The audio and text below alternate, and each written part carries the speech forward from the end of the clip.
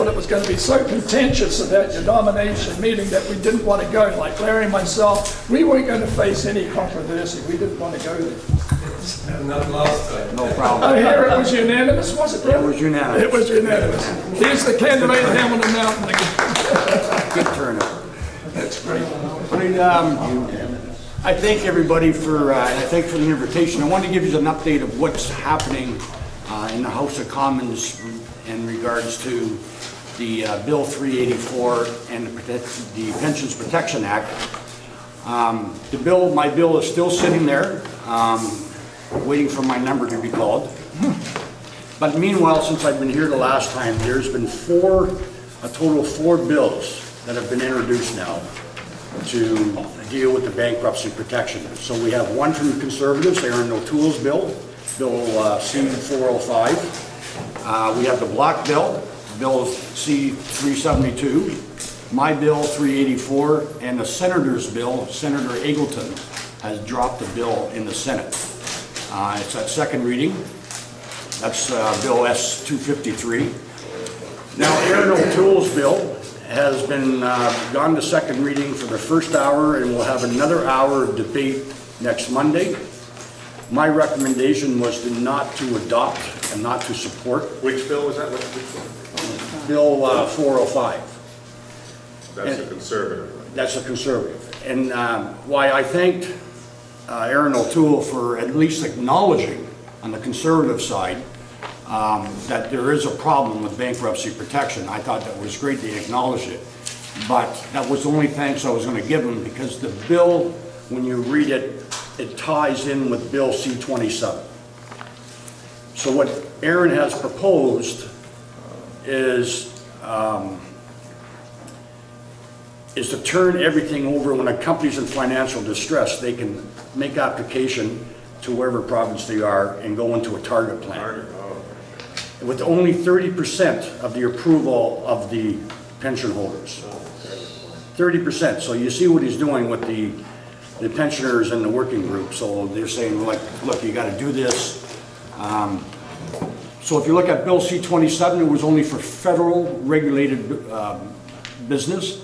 If you look at Aaron O'Toole's, it's Canadian-wide. So putting everything back in. And Aaron mentioned in his bill that bonus money should be maximized. It's not 10%, it's 10 times the amount the person was given the year before. Oh, God. If you didn't get a bonus that year, then you get 20% of whatever the other person's was.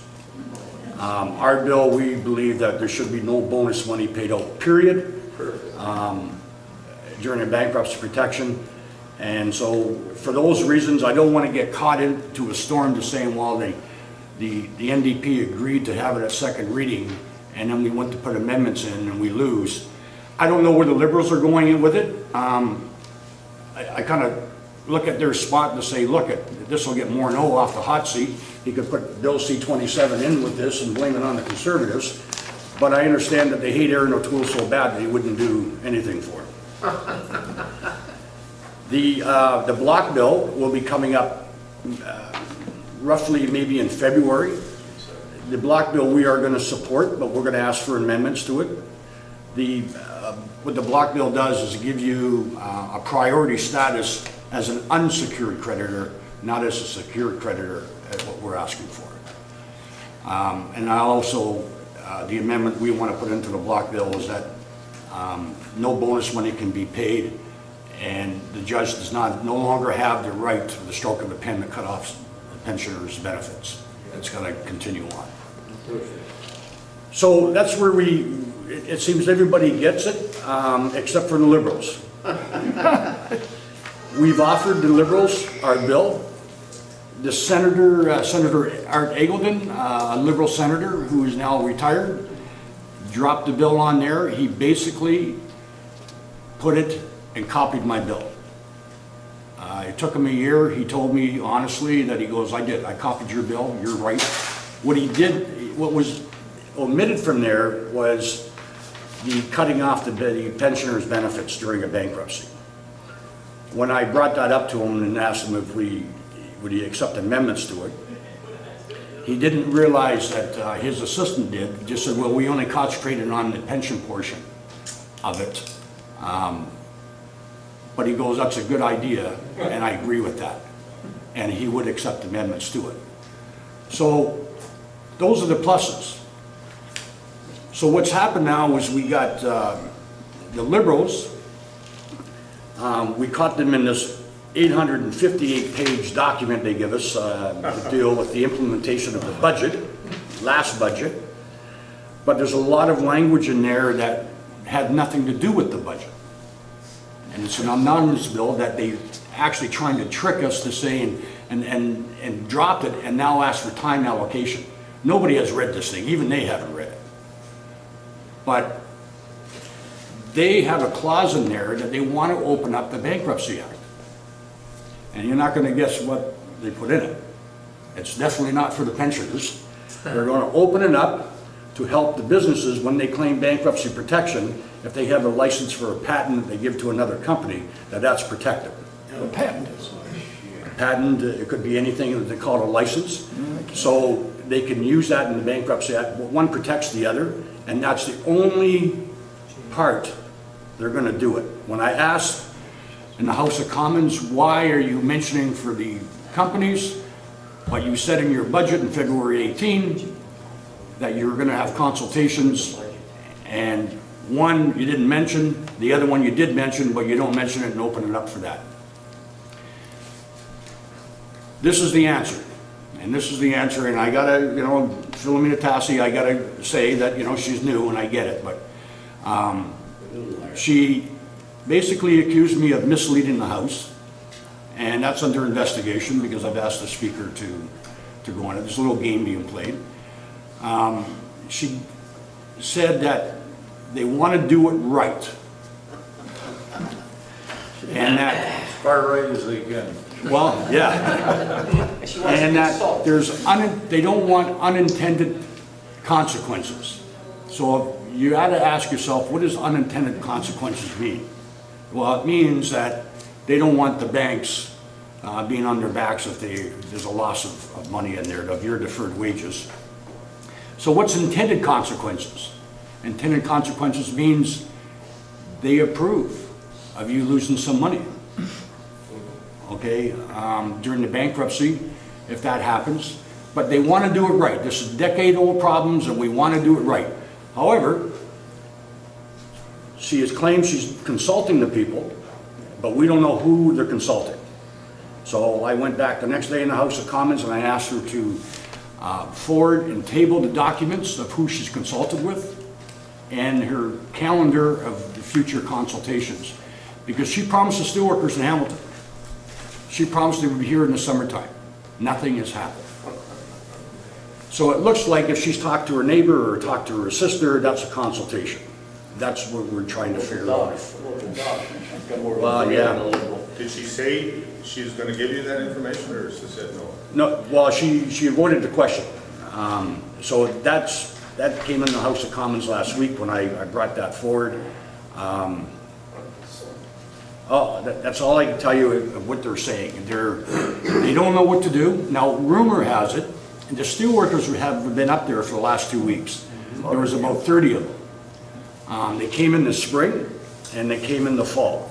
And I was never so prouder in my life. These guys have done a beautiful job of lobbying every MP.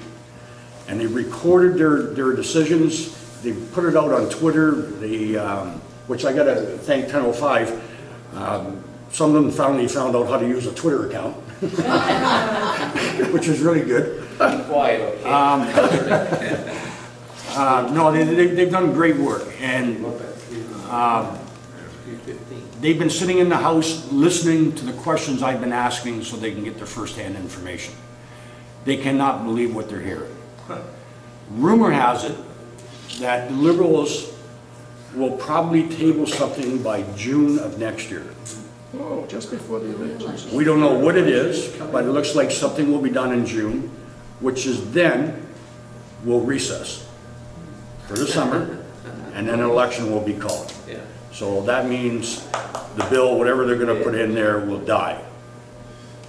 So they can run on the following election.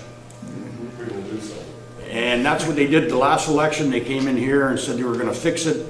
They've been procrastinating, they've been doing everything they can, and it looks like, it's like every other thing they promised. When they promised the indigenous people to give them clean and fresh water, that's gonna be in 5 years from now. How about the post office? When they promised that they were gonna turn around and help the veterans, they did put money back into it. They opened up the offices. I gotta give them credit for that, and I hired new people. But guess what? There's no services there. They cannot get service. So all the money they've been bragging about of what they're putting into the veterans every year, we have found out that the money's been sitting there in a bank account, not used, meant for the veterans to help them out. And then when the fiscal year ends, the money has to go back to the Treasury Board. And then they announced the new funding again.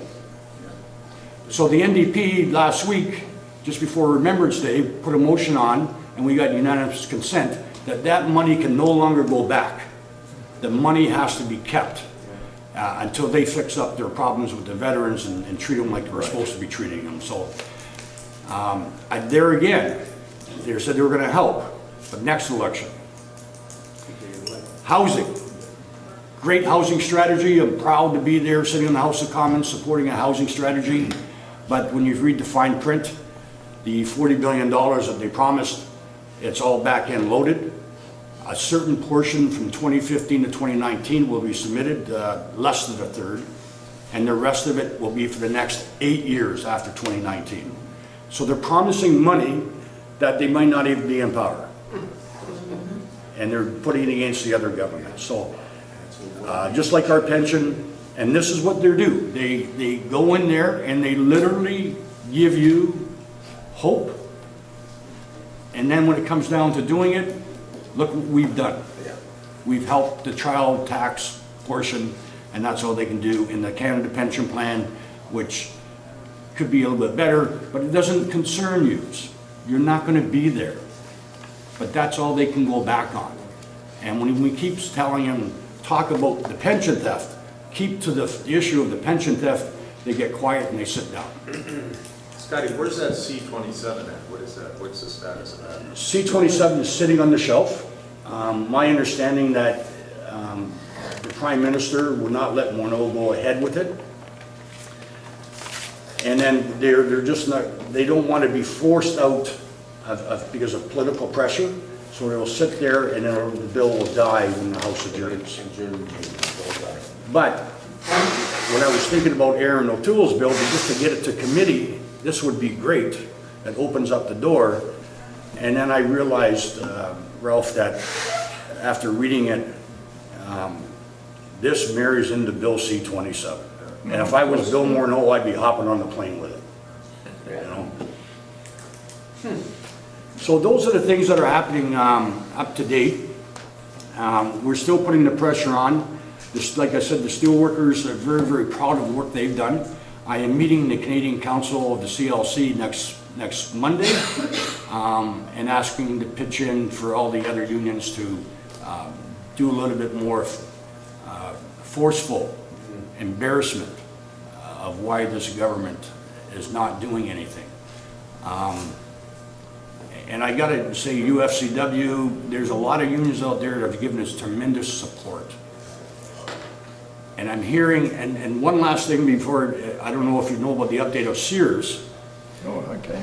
But Sears, you know, as they went bankrupt, they were paying out dividends when they weren't making a profit and leaving a big hole in the pension fund. So I think it's tomorrow they file papers. There was, I've never seen this before, and I don't think Ralph has either, but the court monitor went to the judge and asked for an attorney to represent the pensioners for an investigation of what happened at Sears. There seems to be some hanky-panky that went on. Oh, no kidding. They did investigation. They found in 2013, $571 million was paid out to dividends when the company lost $189 million. How much millions did they find?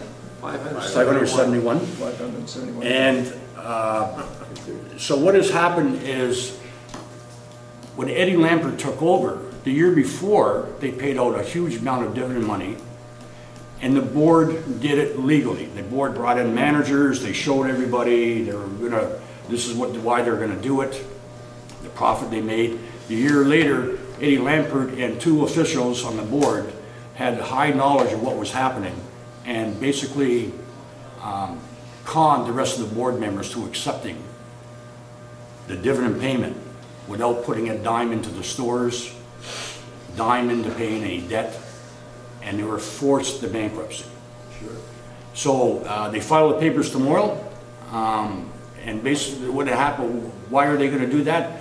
It gives them the chance to sue the 2 board members for that money and Eddie Lampert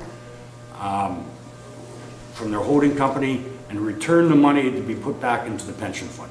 But it was only for the year of 2013.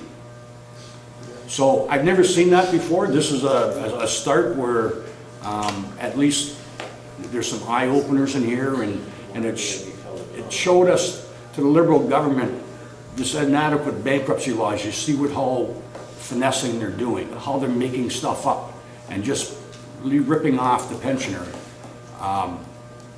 because the law says it can. Right, so. Scott, before we go to questions, do you want to make any comments about the USMCA? So, we're very pissed off. Oh! And I got to be honest with you, I think the labor movement's got to get its head together. Yep. The blue collar workers to figure out where the hell, who are we supporting?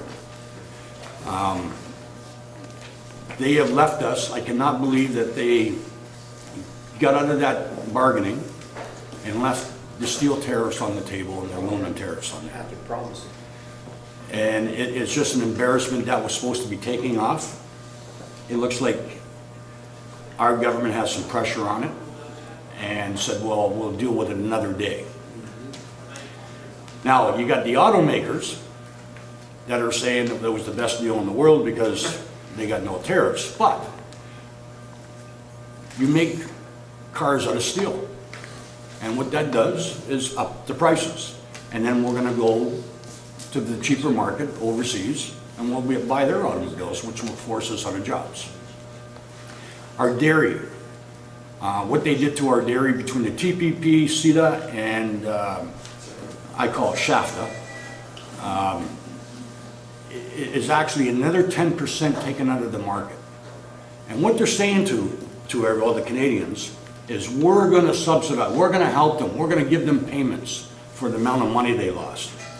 Why would you want to cut down back production and use our tax dollars, okay, to pay the farmers? Why don't you just shut down the whole industry and nobody can farm no more?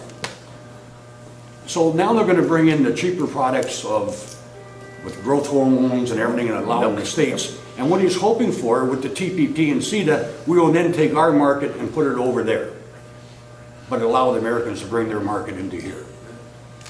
So Tracy Ramsey, who's done a great job on this file, I got to give her a lot of credit. It came out that with Unifor was having a celebration. I know Jagmeet Singh was there. I was asked to attend. I wouldn't.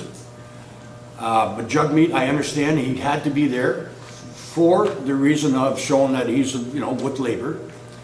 And then it came out in the news that he was for it. He's not for it.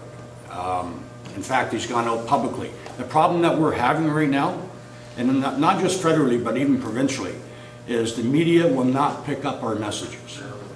We're sending out, even on the pension theft, the file, I want to tell you, we're sending out an average of 3 media releases every week. And nothing will be printed in Hamilton. I talked to one of the reporters yesterday. He said, Scott, it's not news. And I can't believe that. Okay, but if it was a different pair of socks on Trudeau, they would have front page news. Yeah. Oh, yeah. Or if it was a sex scandal, they would make that. That's what they want. They want dirt, crap, junk. But when it comes down to informing the people, we can't get it. So they have to use social media. And I know Jagmeet's been out there for the last 3 weeks out in BC on the oceans protection, all the town halls. And the only information I'm getting is from social media. Yeah, terrible. Yep. Before we go to questions, just a couple of comments about the USMCA. I have a document that I drafted up, and I sent this to the Hamilton Spectator. They may or may not print it. That's for you there, Scott. Okay. One of the things that worries me not only is the tariffs. It's all fine to say we're not going to sign the agreement until the tariffs on aluminum and steel and forestry products are lifted. What we need is something further than that, because right now the whole deal, in my opinion, is an absolute fraud, because Trump still has the authority or the ability to lay tariffs on any damn thing he likes under this guise of national security. And if you don't have language in that agreement, Scott, with all due respect, that protects against that happening for any future things, this thing is not worth the bloody paper it's printed on, quite frankly, in my opinion. And there's certain other sections that are not being picked up by the media, and that's sections Article 22 and 33 and Article 32.10. 32.10 is the one that limits Canada having any other trade deals with so-called non-market economies, such as Cuba or even China. Not that I really want trade deals with them, but what I'm concerned about is an attack on our sovereignty to be able to negotiate trade deals with people that maybe the Trump or the Mexicans don't like. Right. So that, to me, is another big flaw, but we don't talk about that too much. But there's also other sections, which are chapters 22 and 23, and one of those chapters deals with that there's a tripartite committee that will monitor the taxation policies and the interest rate policies of any of its partners. They can control the bloody taxation. That's not mentioned by Minister Freeland at all. So that's an attack on the Bank of Canada's ability. And there's another attack on state-owned enterprises, which is like public health care and public transit, or Canada Post, which basically says they can't be in competition with any type of company that may be running against those interests. And that's another sovereignty issue. Guess what? Is there any mention about that? No. So basically this is our suggestion and our recommendation on the back, Scott, of the agenda, which we'll be discussing a little later, is to say these things have to be changed, including the thing that attacks us personally is the pharmaceutical issue regarding the extension of the patents, which is going to generate more costs for generic drugs and so on and so forth. So these are minor things that this government sold us out on. Absolutely, sold us out on. I wouldn't say minor. Well, okay. Well, just to let you know, I will be taking this and going over with Tracy. But I know there is a court, they're in the courts there because they can't use, we're a national security threat. That's got to be cleared up for sure. But I do want to let you know, I have some comfort that we have asked in the House not to sign the bill until the tariffs are lifted, at least. So you should, you should be proud that your Prime Minister has stood up and basically told Donald Trump on November the 30th when they're supposed to sign it, if you don't lift the tariffs, I won't let you take